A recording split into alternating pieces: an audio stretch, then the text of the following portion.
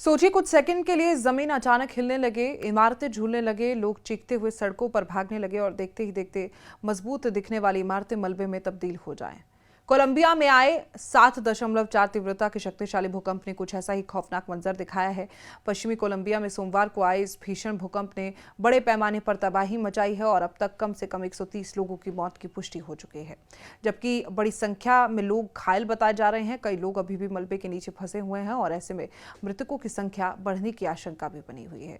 भूकंप के बाद कई इलाकों में अफरा तफरी का माहौल है। कई मकानों की दीवारें गिरी हैं, कहीं अस्पतालों को नुकसान पहुंचा और कहीं ऐतिहासिक इमारतों के हिस्से तक ढह गए हैं।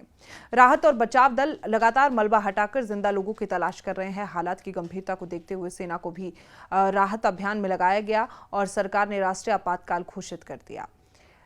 अब सबसे पहले आपको बताते हैं कि इस भूकंप का केंद्र आखिर कहां था। अमेरिकी भूवैज्ञानिक सर्वेक्षण यानी कि यूएसजीएस के मुताबिक भूकंप का केंद्र पश्चिमी कोलंबिया के चोको क्षेत्र में सेन जोसे डेल पालमार के पास था। ये इलाका पहले से ही देश के अपेक्षाकृत पिछड़े क्षेत्रों में गिना जाता है और यहाँ करीब 4800 लोग रहते हैं। ये जगह राजधानी की बोगोटा से लगभग 400 किलोमीटर दूर है। भूकंप की गहराई करीब 160 किलोमीटर बताई गई है। इतनी ताकत से झटके ने सिर्फ आसपास के इलाकों को ही नहीं हिलाया, बल्कि कोलंबिया के कई हिस्सों में लोगों को दहशत में डाल दिया। राजधानी बोगोटा तक झटके महसूस किए गए। लोग घबराकर घरों और दफ्तरों के बाहर निकल गए और कई जगह लोग खुले इलाकों में जमा हो गए।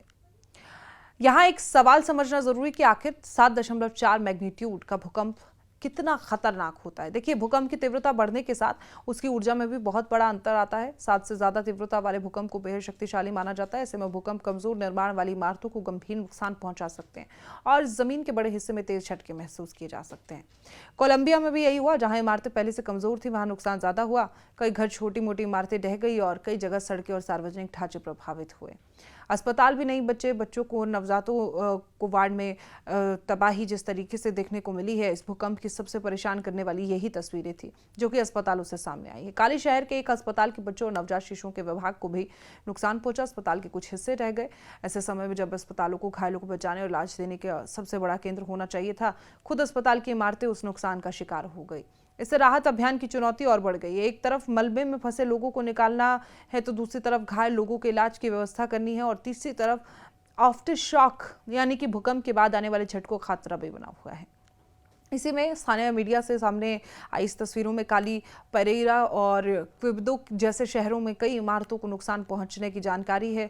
कहीं दीवारें भरभरा कर गिर गई, कहीं पूरी इमारत मलबे में तब्दील हो गई और परेरा में कम से कम 18 लोगों की मौत हुई है। ये आधिकारिक तौर पर जो आंकड़े हैं, ये उनकी वो हम आपको बता रहे हैं। शहर के मेयर ने स्थिति को बेहद गंभीरता से बताया और मैनिजालेस में एक ऐतिहासिक न्यू गोथिक कैथेड्रल का टावर भी ढह गया है। और यानी इस भूकंप ने सिर्फ लोगों के घरों और आधुनिक इमारतों को नुकसान नहीं पहुंचाया, बल्कि ऐतिहासिक धरोहरें भी इसकी चपेट में आ गई।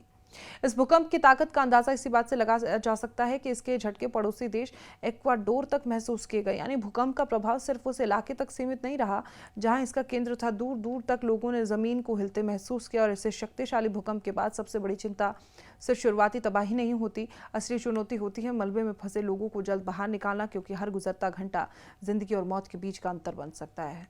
इस वक्त सबसे बड़ा ऑपरेशन यही है। रेस्क्यू टीमें मलबे को बेहद सावधानी से हटा रही हैं। सेना को भी राहत और बचाव कार्य में लगा दिया गया है।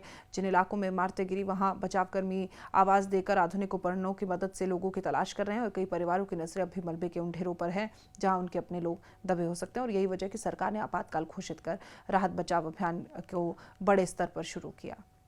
भूकंप के बाद भी अभी खतरा खत्म नहीं हुआ।